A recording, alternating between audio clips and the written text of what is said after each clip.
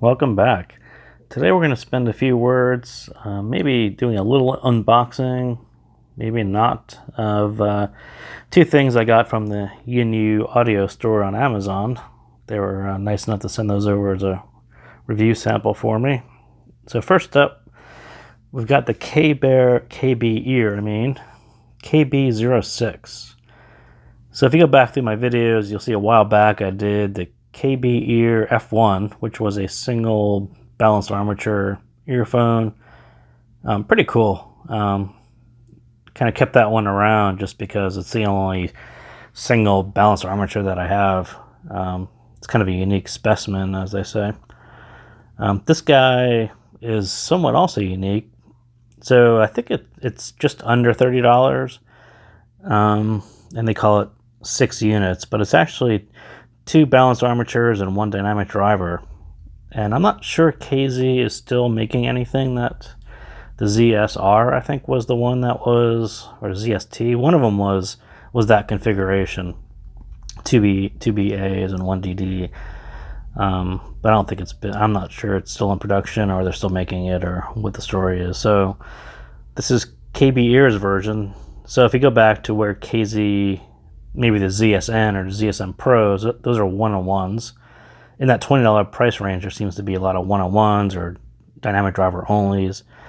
This guy's kind of hitting, 2 balanced armatures and 1 dynamic driver, trying to see if it could kind of improve that budget range a little more. So let's talk a little bit about that. So first, I've actually been using it for a few days, so that's why I say it's not really an unboxing. But so here we've got, this is kind of what it looks like. It is maybe as small as it looks. If we put it next to the TRN V90, you can see it's like a tad, the face of itself is actually a tad smaller and definitely shallower. Kind of at the most shallow part, it's actually quite shallow, which you think would kind of make sense since I think this is what, a 4 BA, 1 dynamic driver, and this is 2 and 1, so they've got a little space they can get rid of there. So that is that. This isn't the stock cable. This is actually a UNU 8-core black coated, silver plated copper cable, which is pretty cool. I've been using that. So if we take a quick glance at the graph on the KB06, so this is the first one I think I ran across. It sort of reminded me of 2000 era Beats. It was like you've got this strong bass and then the whole thing kind of slopes down. And so I thought that was kind of interesting. It's not as bad as it literally looks, but it sort of says this thing is going to be bass heavy is what it told me. And then we look at another graph and then we're like, well, maybe it's not as bass heavy as it seems, because you're maybe about 81 and then it'll dip down for the mids and then you'll actually bump up back above the bass.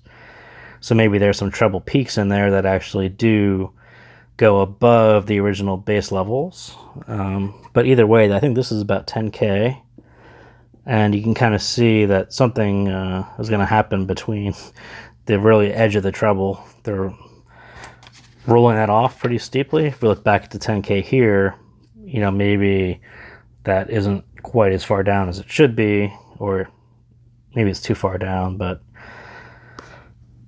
yeah, something's going on with the high end on that too. But so it's somewhere in between, bass heavy beats and something more balanced but a little peaky.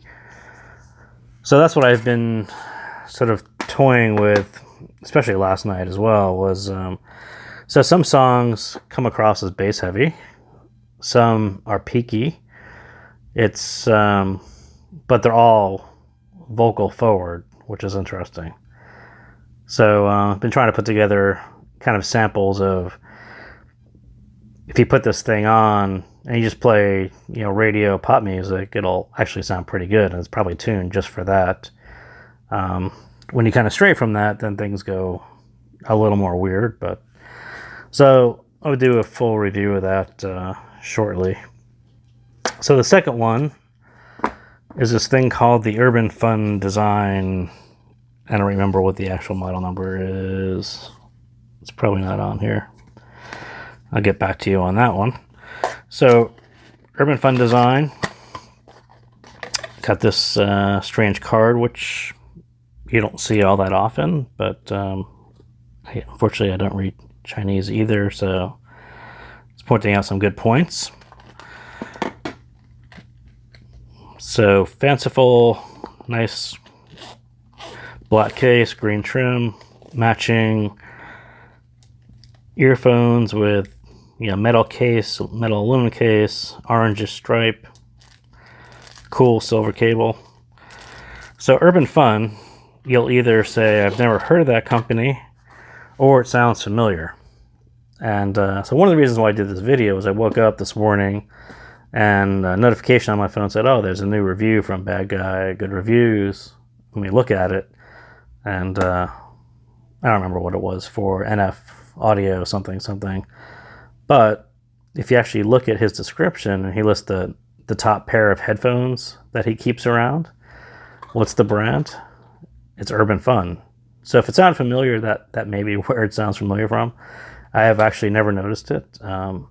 What I was told from the Inu folks was that UrbanFun is actually a popular product in China, but not so much here. So they're trying to raise the brand awareness here as well. So maybe you'll see these popping up more often, but I thought it was kind of surprising. I was like, oh, I've never heard of this brand, but there it is, Bad Guy, Good Reviews, $200 set of headphones right there.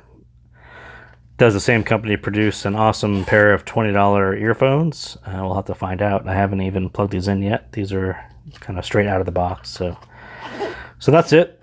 Quick rundown of what's happening. So thank you guys for tuning in, and I'll see you next time.